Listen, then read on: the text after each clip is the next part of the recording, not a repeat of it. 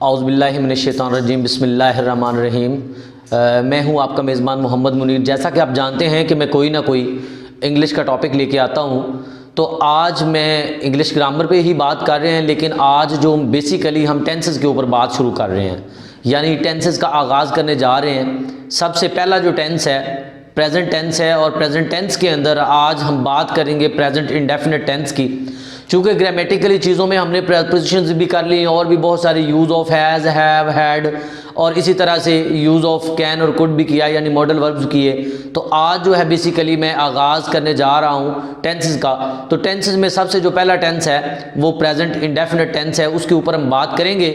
Topic की तरफ बढ़ने से पहले जिन लोगों ने मेरे चैनल को सब्सक्राइब नहीं किया वो मेरे चैनल को सब्सक्राइब कर लें और लाइक कर दिया करें और वीडियो को शेयर भी किया करें, ताकि मेरी ये इन्फॉर्मेटिव वीडियोस और इंग्लिश ग्रामर के ऊपर जो वीडियोस हैं वो सबको मिलती रहें और सबका फ़ायदा होता रहे। तो अभी हम अपने टॉपिक की तरफ बढ़ते हैं। तो बात करेंगे आज हम प्रेजेंट इंडेफिनिट टेंस की। सबसे पहले मैं बताऊंगा कि प्रेजेंट इंडेफिनिट टेंस जो होता है इसकी पहचान क्या है, इसकी आइडेंटिफिकेशन क्या है। यानी अगर एग्ज़ाम में पेपर में कोई सेंटेंस आ जाता है तो हमें कैसे समझ आएगी कि ये जो सेंटेंस है ये प्रेजेंट इंडेफिनिट टेंस से बिलोंग कर रहा है। तो इसकी अगर उर्दू में हम आइडेंटिफिकेशन की बात करें तो फ़िक्रा के आखिर पर ता है, ती है, ते हैं, ता हूँ वगैरह आता है। और इसी तरह से हम अगर इसके फार्मूले को देखते हैं तो इसका जो फार्मूला होता है वो होता है कि हमारे पास सब्जेक्ट होता है, उसके बाद वर्ब फर्स्ट जो है उसका यूज़ किया जाता है और वर्ब फर्स्ट के साथ एस या ई एस का इजाफा किया जाता है और उसके बाद ऑब्जेक्ट आता है। अब बेसिकली बहुत सारे स्टूडेंट्स ऐसे होते हैं जिनको ये पता नहीं होता कि अब हमने फर्स्ट वर्ब तो लगा ली,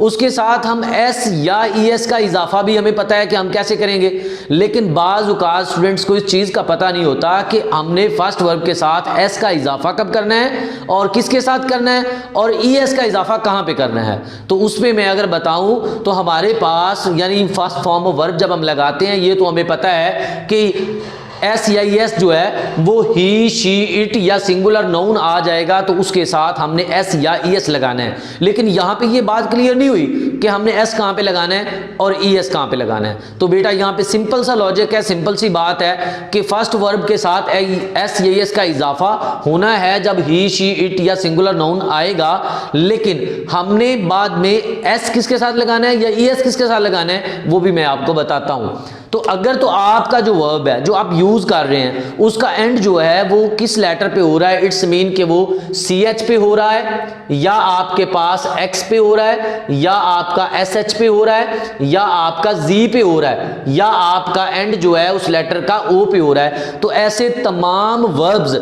जिनका एंड जी से हो, एस एच से हो, सी एच से हो, एक्स से हो, ओ से हो, उनके साथ बेटा हम फर्स्ट वर्ब के साथ ई एस पुट करते हैं। बाकी जितने भी फर्स्ट वर्ब्स होते हैं ही, शीट या सिंगुलर नाउन के साथ जब हम लगाते हैं तो उनके साथ एस लगाते हैं। इसी तरह से कोई भी एग्जाम्पल हम कोट करते हैं तो एग्जाम्पल मैं लेता हूं सिंपल सेंटेंस बनाने के लिए, जैसा कि मैंने लिखा शी राइट आ लेटर, यानी यहां पे मैंने देखा बेटा कि हमने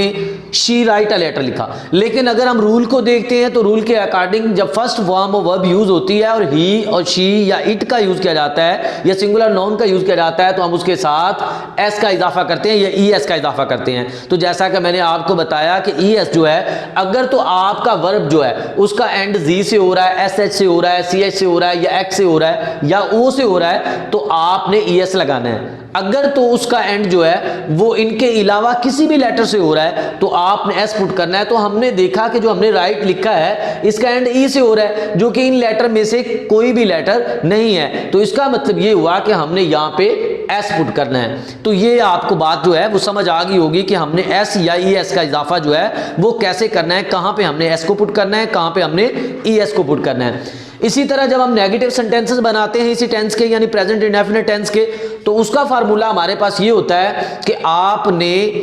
ही, शी, इट या सिंगुलर नाउन होगा, बाकी तो एज इट इज स्ट्रक्चर आएगा, यानी सब्जेक्ट आएगा, फर्स्ट फॉर्म ऑफ वर्ब आएगी, ऑब्जेक्ट आएगा, लेकिन आपने नेगेटिव बनाते वक्त जो डिफरेंस है वो क्या है, वो ये है कि आपने डज नॉट या डू नॉट लगाना है। अब डज नॉट किसके साथ आना है और डू नॉट किसके साथ आना है तो वो बहुत सारे स्टूडेंट्स जानते होंगे, जिनको नहीं पता डज नॉट जो है वो ही, शी, इट या सिंगुलर नाउन होगा तो उसके साथ हमने बेटा जो है उनके साथ डज नॉट और बाकी तमाम के साथ आपने डू नॉट लगाना है। इसी तरह इसकी अगर हम कोई एग्जांपल कोट करते हैं, जैसे मैं कहता हूं कि असलम खाना नहीं खाता है, तो असलम,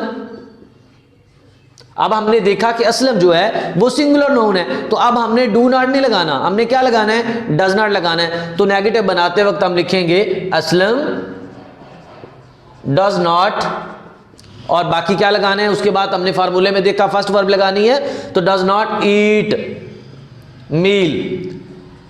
ये आपके पास आ गया। इसी तरह से जब हम इसका थर्ड यानी इंट्रोगेटिव सेंटेंसेस होते हैं जिसको हम सवालिया फिक्रात कहते हैं, तो हमने नेगेटिव की बात की, नेगेटिव को मनफी फिक्रात कहा जाता है या इनकारिया जुमला कहा जाता है, तो उसमें हमने डज नॉट या डू नॉट का इस्तेमाल किया। मैंने ये भी बताया कि डज नॉट किन के साथ आना है और डू नॉट किन के साथ आना है। इसी तरह से जब हम इंट्रोगेटिव सेंटेंसेस की बात करते हैं, इनको हम इस्तिफामिया जुमले भी कहते हैं और सवालिया फिक्रात भी कहते हैं, यानी इनमें क्वेश्चन किया जाता है, इनमें सवालात पूछे जाते हैं। तो जब ऐसा फिक्रा आता है जिसमें कोई क्वेश्चन किया जा रहा होता है, कोई सवाल पूछा जा रहा होता है, इंटेरोगेट किया जा रहा होता है, तो उस वक्त आपने बेटा डज नॉट या डू नॉट को फिक्रे के शुरू में लगाना होता है, बाकी स्ट्रक्चर एज इट इज आ जाएगा और फिक्रे के आखिर पर आपने क्वेश्चन मार्क पुट करना होता है। इस तरह से आप कोई भी जो सेंटेंस है उसको आप बना सकते हैं इंट्रोगेटिव फॉर्म में। सपोज करें कि हमारे पास असलम डज नॉट ईट मील, हमने इसी को ही क्या करना है, कन्वर्ट करना है क्वेश्चन मार्क में, यानी हमने इसको लेके जाना है इंट्रोगेटिव सेंटेंस के अंदर।